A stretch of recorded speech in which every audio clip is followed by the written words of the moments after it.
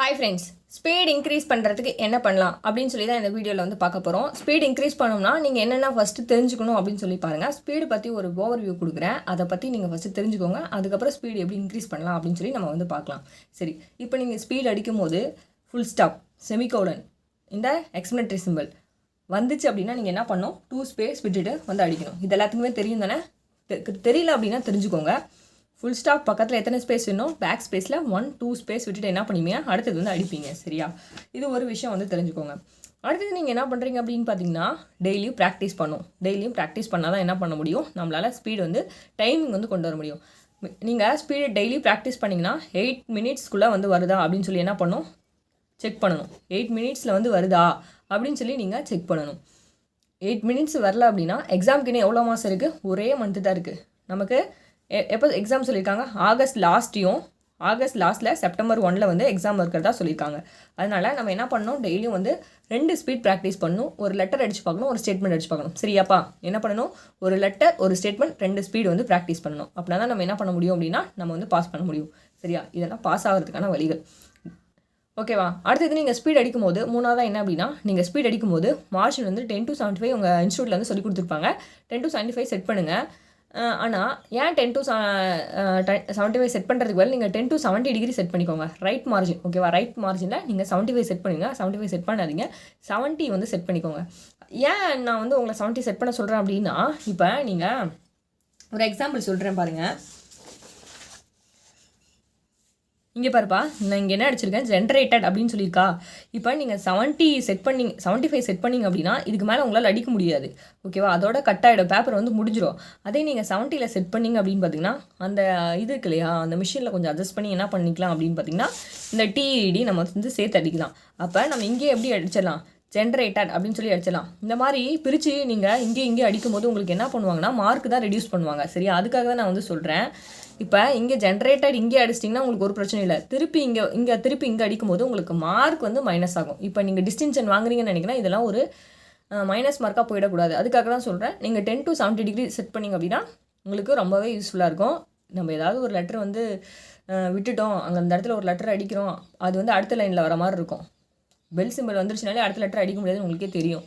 கொஞ்சம் தான் ஒரு 2 லெட்டர் அடிக்க முடியும். அதுக்கு மேலே 2 லெட்டர் இருக்குது அப்படின்னா நம்ம என்ன பண்ணணும், கொஞ்சம் அந்த மார்ஜின் அட்ஜஸ்ட் பண்ணிட்டு அடிச்சுக்கணும். சரியா?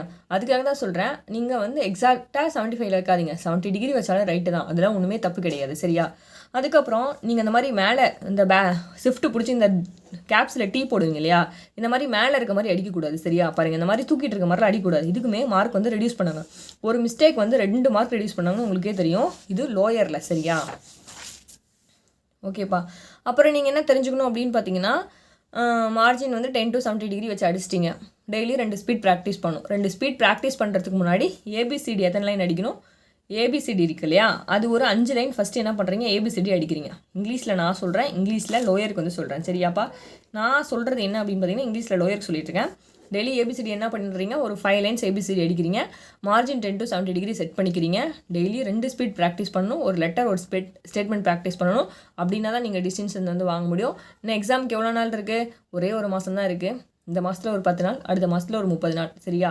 அந்த 30 நாள் நம்ம கரெக்டாக யூஸ் பண்ணி படித்தா தான் நம்ம என்ன பண்ண முடியும், நம்ம டிஸ்டன்ஸ் அடிக்க முடியும். டிஸ்டன்ஸ் அடிக்க முன்னாடி நம்ம வந்து பாஸ் பண்ணணும். சரியா?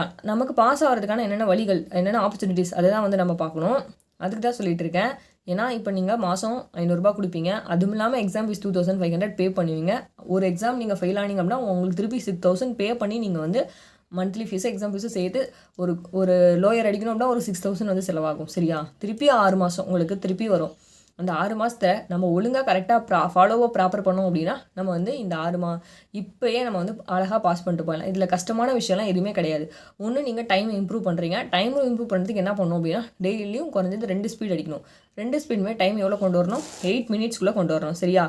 8 மினிட்ஸ்க்குள்ளே கொண்டு வந்தீங்கன்னா தான் என்ன பண்ண முடியும் அப்படின்னா, உங்களால் ஏதாவது மிஸ்டேக் இருந்துச்சு அப்படின்னா திருப்பி வந்து நீங்கள் வந்து ஓகே 8 மினிட்ஸில் ஃபஸ்ட்டு டைம் கொண்டு வர பாருங்கள். அதுக்கப்புறம்லாம் மிஸ்டேக் வந்து ரெடியூஸ் பண்ண பார்த்துக்கலாம். ஒன்றுமே இல்லை, ஃபஸ்ட்டு 8 மினிட்ஸ் கொண்டு வரீங்க அப்படின்னா ஓகே. அடுத்தது என்ன, நீங்கள் 8 மினிட்ஸ் கொண்டு வந்துட்டிங்கனாலே அடுத்தது நீங்கள் உங்களுக்கு அடிக்கும் போதே உங்களுக்கு வந்து ஓகே, நம்ம வந்து ஃபஸ்ட்டு அடிக்கும் போதே நமக்கு ஸ்பீடு வந்து தெரிஞ்சிடும். நம்ம இத்தனை மிஸ்டேக் பண்ணியிருக்கோம் அப்படின்னு சொல்லி நம்ம வந்து ஈஸியாக மைண்ட்லேயே வந்து ஓகே அப்படின்னு சொல்லி நமக்கு வந்து செட் ஆயிடும். அதுக்கு தான் சொல்கிறேன், ஃபஸ்ட்டு நீங்கள் 8 மினிட்ஸ்க்குள்ளே கொண்டு வர பாருங்கள். அடுத்தது என்ன அப்படின்னா, ஒரு மிஸ்டேக் வந்து ஒரு 5 to 5 மிஸ்டேக்குள்ளே வர பார்த்துக்கோங்க. மிஸ்டேக் வந்து ஒரு 5 மிஸ்டேக் வர பார்த்துக்கோங்க. மிஞ்சி போனால் ஒரு 10 மிஸ்டேக், 5 to 10 மிஸ்டேக்குள்ளே வர பார்த்துக்கோங்க. ஏன்னா அப்போ தான் நீங்கள் வந்து ஃபெயில் ஆகாமல் இருக்க முடியும். நிறையா மிஸ்டேக் வரும், அதெல்லாம் தாண்டி கண்ட்ரோல் பண்ணி அடித்து நம்ம ஒரு 10 நிமிஷத்தில் ஸ்பீடு வந்து நம்ம கொண்டு வந்துடணும். 10 நிமிஷன்றது எத்தனை நிமிஷத்தில் அடிக்கணும்? நம்ம 8 நிமிஷத்தில் வந்து அடிக்கிறோம். சரியா? ஃபஸ்ட்டு வந்து நம்ம பொறுமையாக அடிக்கணும். ஒரு 5 லைன் நீங்கள் பொறுமையாக அடிச்சிட்டிங்கனாலே உங்களுக்கு ஒரு கான்ஃபிடென்ட் வந்து வந்துடும். அப்பா நான் அடிச்சிட்டேன். அடுத்தது உங்களுக்கு ஒரு கான்ஃபிடென்ட் வந்துடும், நம்ம இனிமேட்டு எதுவும் மிஸ்டேக் பண்ண. அப்புறம் கொஞ்சம் ஸ்பீடு கொஞ்சம் இன்க்ரீஸ் பண்ணிட்டே போனீங்க அப்படின்னா ஒரு 8 மினிட்ஸில் கண்டிப்பாக லோயர் வந்து 8 மினிட்ஸில் அடிச்சிடலாம். 8 மினிட்ஸ் ப்ராக்டிஸ் பண்ணி வச்சுக்கோங்க. பதட்டப்படக்கூடாது. பதட்டப்படாமல் ஸ்பீடை 8 மினிட்ஸில் ப்ராக்டிஸ் பண்ணி அடிச்சிடுங்க. சரியா?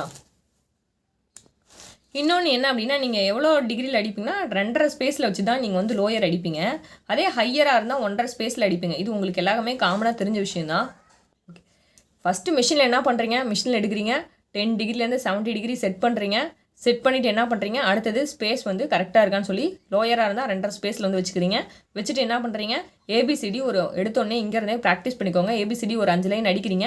அடிச்சுட்டு என்ன பண்ணுறீங்க அப்படின்னு பார்த்தீங்கன்னா, திருப்பி டைம் வச்சு ஸ்பீட் ஸ்டார்ட் பண்ண ஆரம்பிச்சிடுங்க. ஸ்பீட் ஸ்டார்ட் பண்ணும்போது பதட்டப்படக்கூடாது, பொறுமையாக அடிக்கணும் ஃபஸ்ட்டு. அதுக்கப்புறம் போக தான் என்ன பண்ணணும்? ஸ்பீடை வந்து இன்க்ரீஸ் பண்ணணும். சரியா?